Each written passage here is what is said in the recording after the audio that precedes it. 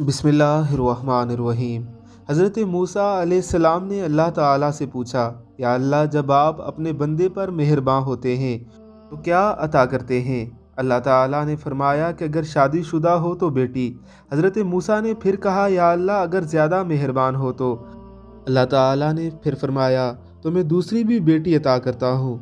हज़रत मूसा ने फिर फरमाया, या अल्लाह, अगर सबसे ज़्यादा बहुत ज़्यादा मेहरबान होते हो तो फिर?